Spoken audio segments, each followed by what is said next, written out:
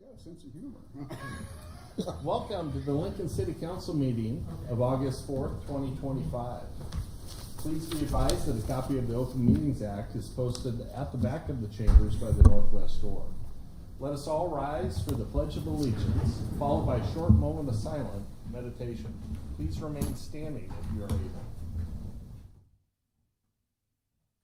I pledge allegiance to the flag of the United States of America and to the republic for which it stands, one nation, under God, indivisible, with liberty and justice for all.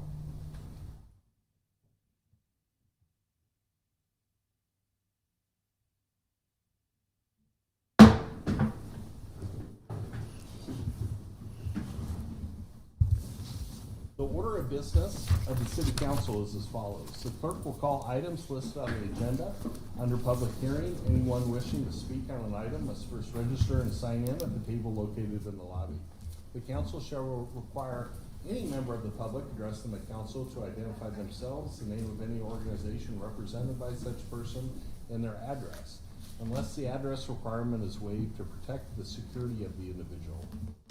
Each speaker should state whether they're speaking in favor or in opposition to the item. Testimony is limited to 5 minutes per speaker. Anyone wishing to speak on an agenda item should come forward after the clerk reads that item and the applicant has presented. After public comments, the applicant may make one short rebuttal. After all public hearings, the council will vote on resolutions and items listed under third reading. On the second and last Mondays of the month, immediately prior to adjournment, anyone may speak on any issue not on the agenda for that date, nor planned for a future agenda. We ask that all speakers strive for civility and allow the business of council to proceed unimpeded. Will the clerk please call the first item? Our first item of business today is our consent agenda, sections 1, 2, and 3. All right, is there anyone from staff to report on the consent agenda items? Seeing none, we'll proceed. We can now vote on these items. Item 1A is reappointing Cindy Ryman Yost, Lorenzo Ball Jr., and Christy Joy to the Lincoln Lancaster County Planning Commission for terms to expire August 24th of 2031, introduced by Duden. So moved. Second. Second by Washington. Any discussion? Seeing none, go ahead and call the roll. Bowers? Yes. Washington? Yes. Duden? No. Schob? Yes. Beckius? Yes. Carlson? Yes. Motion carried 5-1. Item 1B is reappointing Don Schroeder to the Electrical Advisory Appeals and Examining Board for a term to expire August 15th of 2028, introduced by Duden. So moved. Second. Second by Washington. Any discussion? Seeing none, please call the roll. Bowers? Yes. Washington? Yes. Schob? Yes. Duden? Yes. Beckius? Yes. Carlson? Yes. Motion carried 5-1. Item 1C is approving a professional service agreement supplement number 2. I believe the motion carried 6-0. Yeah. Oh, 6-0, excuse me. I'm sorry. I apologize. Good catch. Thank you, Councilwoman you. Washington. Thank you. Item 1C is approving a professional service agreement supplement number 2 for preliminary engineering services between the City of Lincoln and Shemer Associates, Inc. for Waterford Trail Project, introduced by Duden. So moved. Second? Second, Washington. Any discussion? Seeing none, please call the roll. Schob, Yes. Duden, Yes. Washington, Yes. Bowers, Yes. Beckius, Yes. Carlson. Yes. Motion carried 6-0. Item 1D is approving a professional services agreement supplement number 1 for preliminary engineering services between the City of Lincoln and Shemer Associates, Inc. for Rock Island Trail, A Streets to Bosales Trail, introduced by Duden. So moved. Second? Second, Washington. Any discussion? Seeing none, please call the roll. Bowers, Yes. Washington, Yes. Duden, Yes. Schob, Yes. Beckius, Yes. Carlson. Yes. Motion carried 6-0. That concludes our consent agenda. Sections 4 is public hearing liquor resolutions. I'll call item 4A, application of Kincaid Brewing Company LLC doing business as Kincaid Brewing Company for special designated licenses to cover an indoor area measuring approximately 260 feet by 68 feet and an outdoor area measuring approximately 340 feet by 70 feet at 201 North 7th Street on September 6th, 13th, 20th, October 4th, 25th, November 1st, and 28th of 2025 from 6 a.m. to 2 a.m. Is the applicant present? If so, please come forward.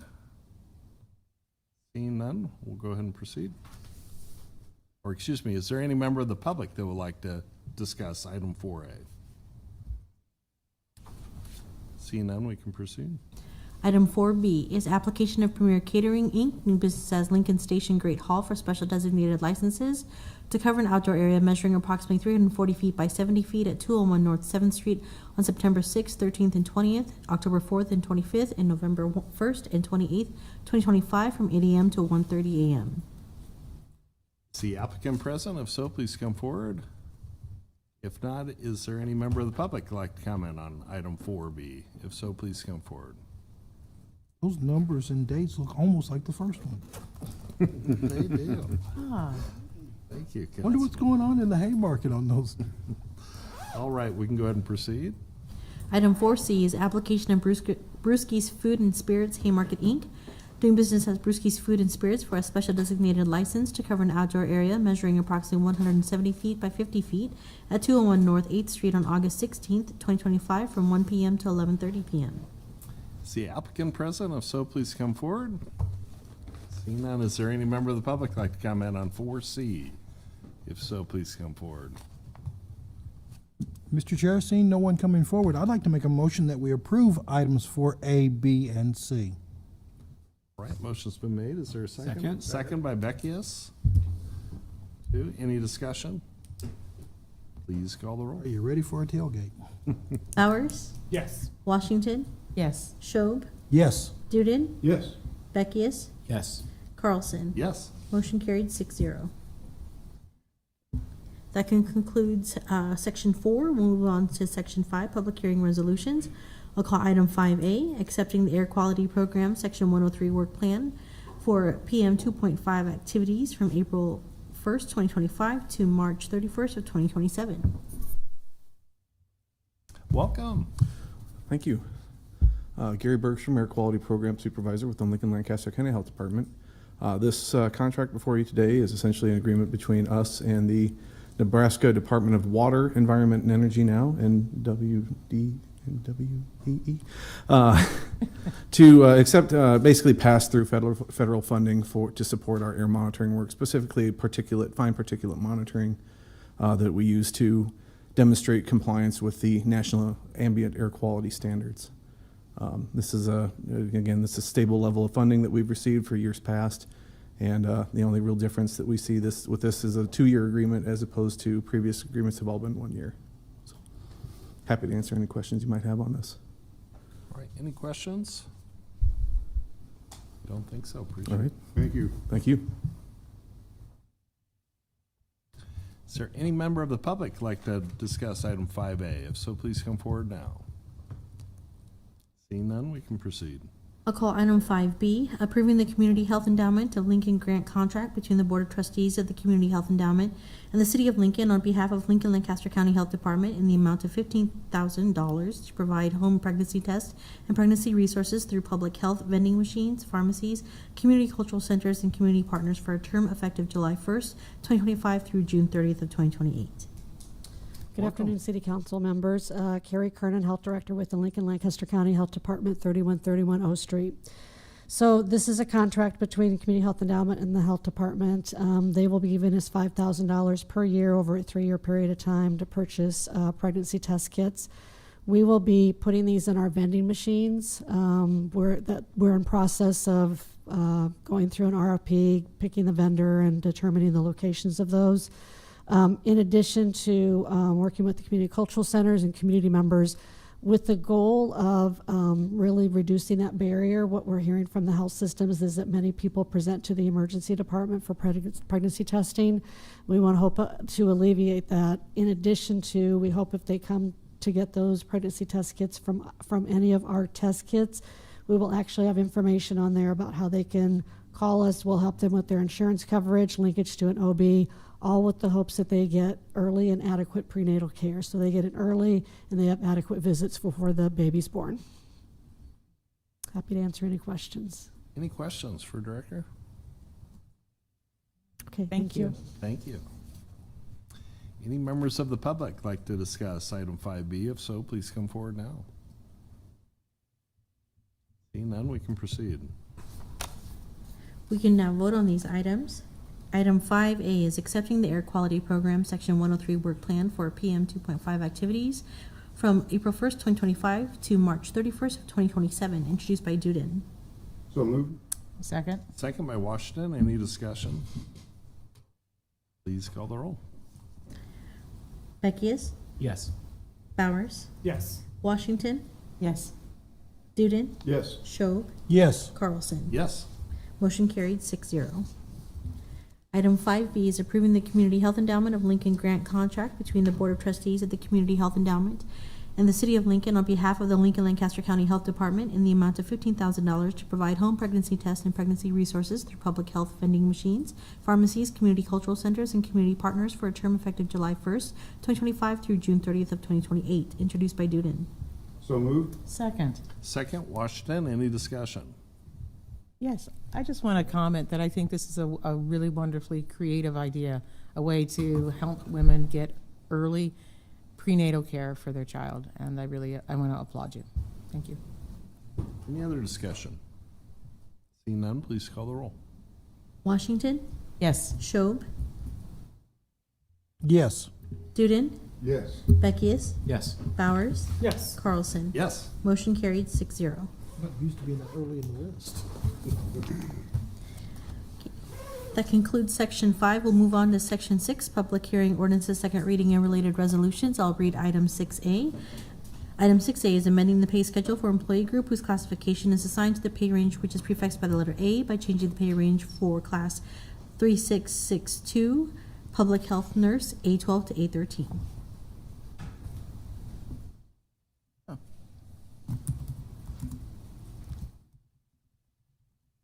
Welcome, Director. Good afternoon, Barb McIntyre, Human Resources Director, 555 South 10th Street. So this classification was brought to us, and they wanted to do a couple of different things. So I'm going to talk about A and B together, even though B hasn't been called yet, because it all works together on your list. So what we are doing is we're eliminating Public Health Nurse 1 and moving all the employees in the Public Health Nurse 1, which is 7, to a Public Health Nurse 2, and then changing that classification to just be Public Health Nurse. And at the same time that we're changing it from a 2 to just Public Health Nurse, we'll be changing the pay range from an A11 to an A13 to reflect the challenges we've had hiring folks into those nursing positions. Everyone that's already a Public Health Nurse 1, we had to hire up into the range, so they fit in that pay range of the 2 already, but it does impact. There are 7 employees in the 1, 4 employees in the 2, and they'll all become just public health nurses in that higher pay range. The one question I always get is this accounted for in the budget? And the answer is yes, it is. The cost of it is $27,429 for us to make this change. Any other questions? Any questions for Director? Seeing none. All right, thank you. And then I'm not going to come up for the next item. Thanks.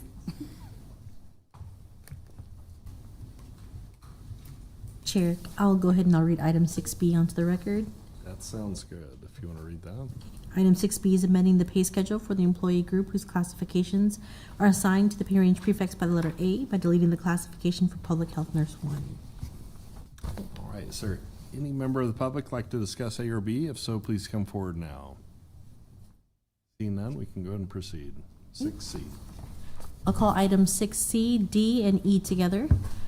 Items 6C, D, and E is Comprehensive Plan Conformance 25006, application of the City of Lincoln Urban Development Department to review as to conformance with the 2050 Lincoln Lancaster Comprehensive Plan, an amendment to the Lincoln Center Redevelopment Plan, Antelope Valley Redevelopment Plan, and the North 27th Street Corridor, and Environs Redevelopment Plan to amend the Greater Downtown Principal Corridors Revitalization Project, to extend the length of the TIF period from 15 to 20 years, to increase the estimated amount of TIF available to complete the project, and to update the cost-benefit analysis with an overall project boundary including publicly and privately owned property roughly bounded by 9th to 28th Streets between north side of P and south side of N, and 9th and 10th Streets from south side of K to north side of S Streets, generally located at N to P Streets from 9th to 28th and 9th to 10th Streets from K to S Streets, and the related issuance of tax allocation bonds for the Greater Downtown Principal Corridors Revitalization Project in the amount not to exceed $31.2 million,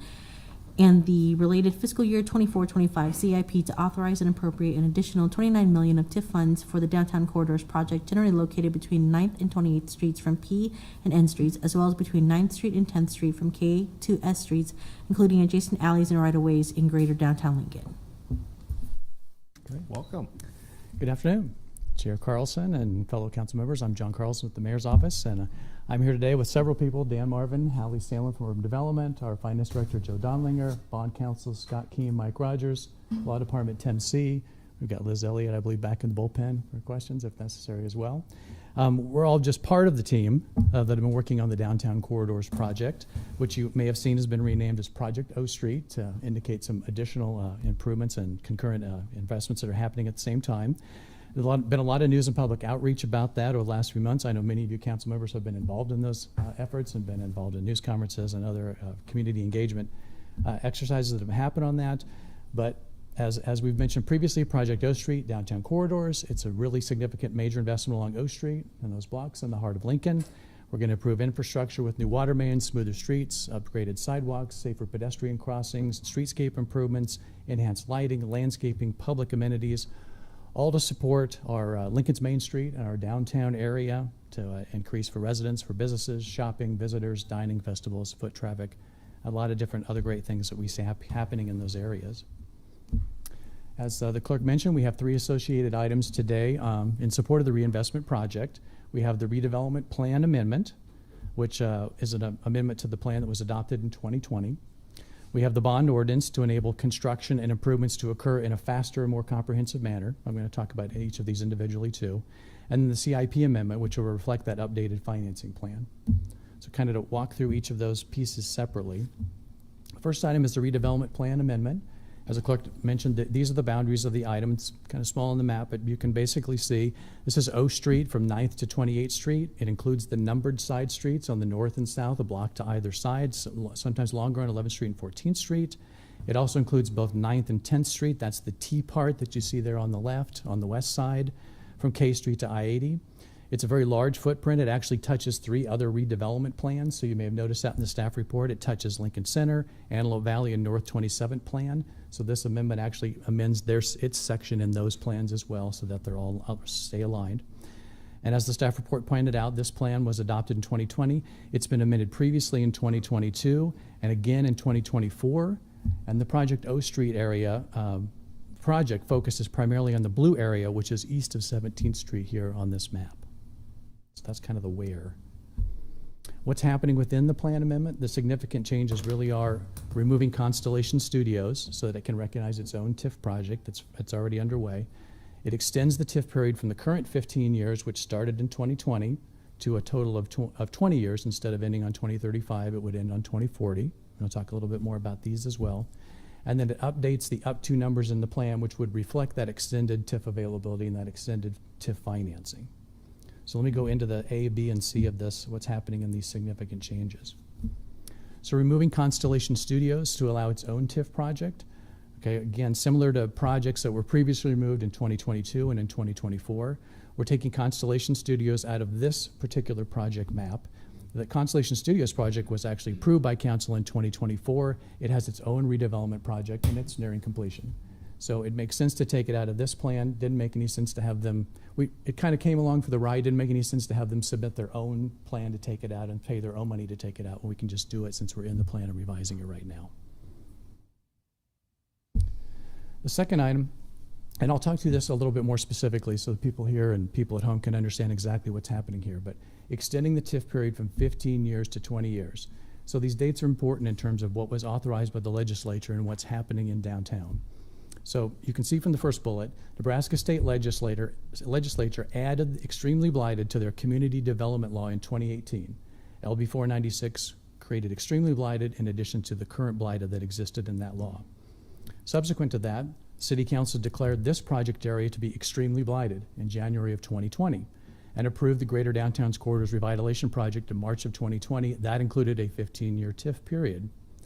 Subsequent to that, the state legislature passed another law authorizing 20-year TIF periods for extremely blighted areas in 2021. So we would have included the 20-year TIF period when the project was first approved instead of 15 years because it was extremely blighted and was declared as such. So this is a product that meets the criteria for 20-year TIF period. It would benefit from those extended 5 years in terms of creating those improvements. And it meets the criteria for the law in order for 20-year TIF period because it is extremely blighted.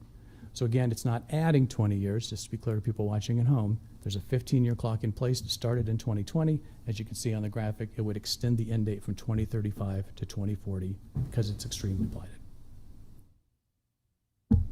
And then C, the TIF district already in place is generating funding, currently running from 2020 to 2035. Again, as I said previously, if you extend it to 2040, we'll have 5 additional years of TIF. And that TIF is part of several funding streams that we'll show on the CIP amendment. And so the up to and numbers need to be updated in the plan just to reflect that additional financing that would help fund this project. And again, you'll see that in the CIP amendment here that's going to come up in a minute too. So those are the kind of the 3 significant parts of the redevelopment plan amendment. We're also talking about doing a TIF bond ordinance, and this relates to those other things as well, especially the 20-year TIF period. So community improvement financing, again, this is stuff you already know, but I want to kind of lay this out for people who might be watching. Or TIF bonding allows a developer, or in this case, the city, to secure upfront funding for projects. And then the bonds are paid back by the TIF that's collected annually over the TIF period. The bonds that we'd be asking you to authorize would have a 15-year period because when it's 20 years and 5 is already gone, that would be the 15 that would be remaining in the bonds. So there's a couple 15s in play here. The 15 years on the bonds would be the 2025 to 2040, assuming that we approve the 20-year period. The reason we want to do that is because, as you've seen, we're combining a lot of project improvements into that one package. And we're doing that not only to deliver this comprehensive, as the mayor said, once-in-a-generation reinvestment to downtown, but we also want to minimize the impact on downtown businesses, downtown residents, downtown visitors. The notion being that we don't want to have the TIF generate some TIF every single year, and we do these improvements for the next 15 years, one at a time. Instead, we want to use the TIF bonding to pull the money forward right now, go in, close down what needs to get closed down, do the improvements, get finished, get back out. We think that that's much less intrusive on the people that live there and work there and visit there. It also allows those improvements to be realized faster and people to get to enjoy those. And honestly, it reduces potential mobilization costs. We're not bringing contractors back out every year to do job after job after job. And it protects against potential future construction inflation. So we get it built now, we get to enjoy it now, we get to save money on it now, and the future TIF then pays the financing on the bond money that we'll pull forward.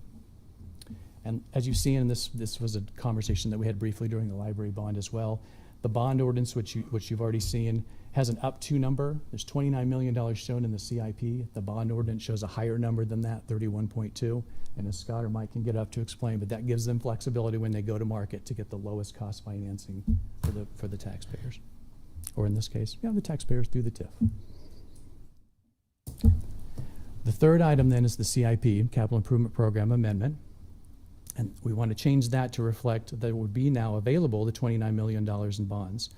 So the funding package that would be available in the CIP, and I apologize if it's kind of small print there, but you can see $7,250,000 in federal funding.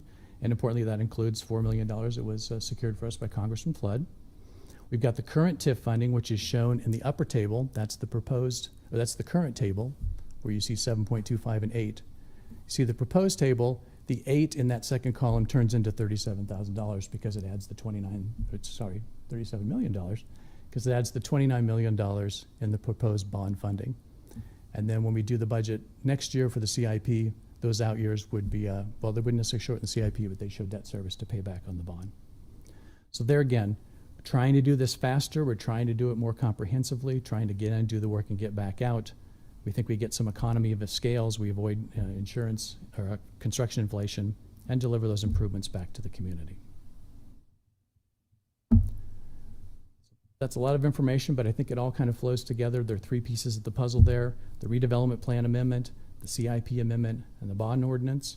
Again, these are all sort of the technical pieces necessary in order to bring to fruition the downtown corridors, the Project O Street project that we've talked about previously. And I and the team are certainly available for questions now, or we can wait and see if anyone has any testimony, and we'll be around to answer questions whenever you need us. Council, any questions right now? Go ahead, Councilman Duden. Can you put up the slide with the diagram, John? I'm kind of surprised that it goes to 28th and P Street. It's mostly residential in that area. Yeah, I mean, it's along O Street, so you definitely have commercial and retail along, Right. along the O Street part. But we think that's an opportunity, again, in a future phase. Right now, we're focusing primarily on that area that's going to be west of 17th Street with Project O Street. But Does this mean that some of the bars downtown would be closed, or that they'd have access to the alley entrance? so, again, we've got other people that can speak to engagement, but we've been pretty firm in the public position that we've taken, which is that access to all businesses will constantly be maintained for foot traffic. So at some point, there will be streets that will be shut down so the contractors can get in, do their work, and get back out. But access to business is paramount. Access to residents is paramount. We've set up an engagement and outreach team. We've set up a one-call system so that if people have questions about any element of the project, they can make one call, and that person will bird dog down their answer that they need and make sure that people are able to get there. So even when they're fixing sidewalks, they've got ways to set up where they can fix part of the sidewalk and then fix the other part of the sidewalk. Occasionally, you have to do even kind of a bridge ramp to make sure people can walk in the front door. But we're there with you. We don't want anybody to not be able to get to those businesses or their homes.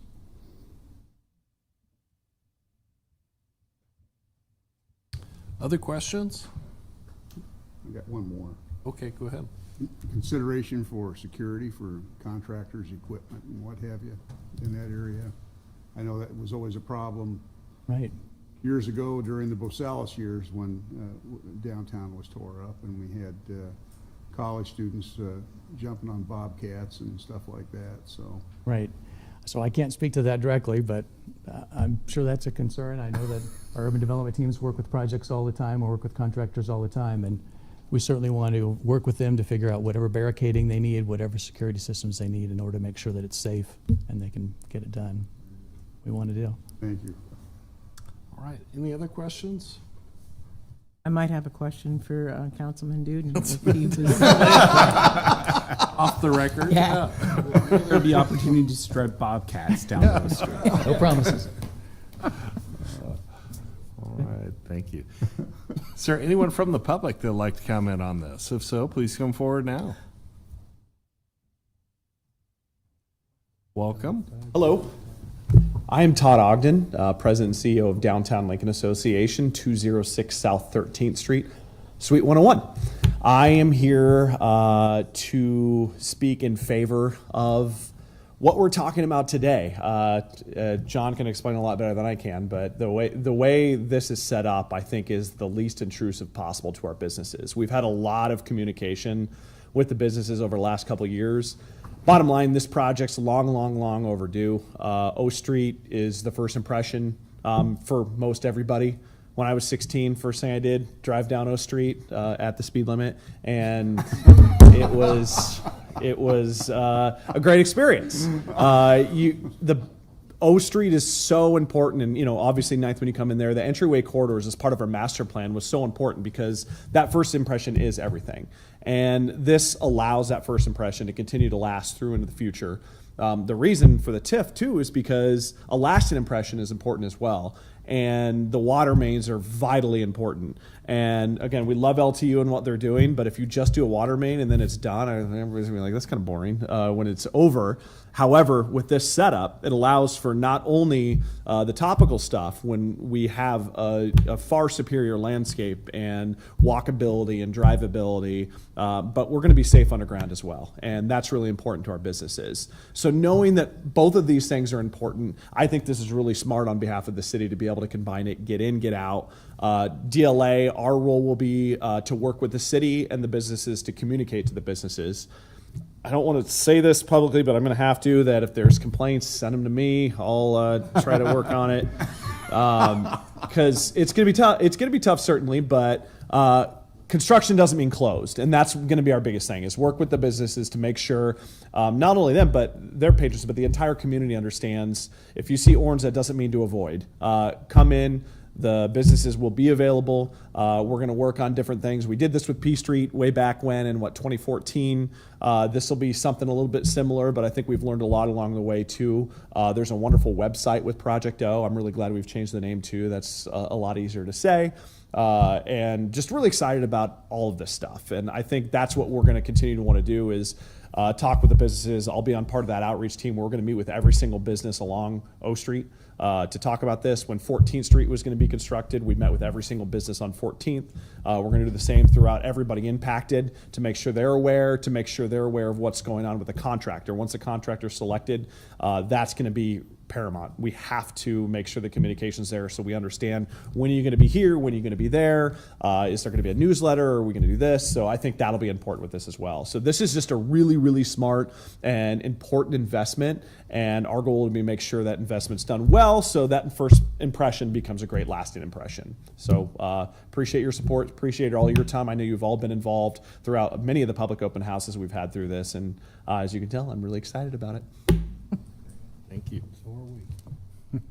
Todd, just want to say proactively, thank you for being that conduit between us and downtown retailers throughout this project. I think that role will be vitally important as we work through these improvements. So thank you in advance. Yes, appreciate it. Appreciate it very much. Thank you, Chair. Any other questions? Thank you. Great, thank you. Thanks, everybody. Anyone else from the public like to speak on this? If so, please come forward. Seeing none, city staff, anything in closing? Okay. All right, we'll go ahead and proceed. Okay, I'll call item 7A. Item 7A is change of zone 07018B, application of Hampton Enterprises, Inc. to amend the Glen Oaks Plaza planned unit development to increase the commercial floor area by 78,977 square feet for a total of 258,000 square feet, and to add 100 dwelling units on the property generally located at South 84th Street and Glen Oaks Drive. Introduced by Bowers. So moved. Second. Second by Beckius. Any discussion? Seeing none, please call the roll. Bowers? Yes. Washington? Yes. Schob? Yes. Student? Yes. Beckius? Yes. Carlson? Yes. Motion carried 6-0. That concludes section 7. Section 8's resolutions. First readings are items 8A through 8I. Section 9 is ordinances. First reading related resolutions are items 9A through 9C. And our pending list are items 10A through 10C. Chair Carlson, I'd move adjournment. Second. Motion's been made and second. All in favor say aye. Aye. Opposed? We are adjourned.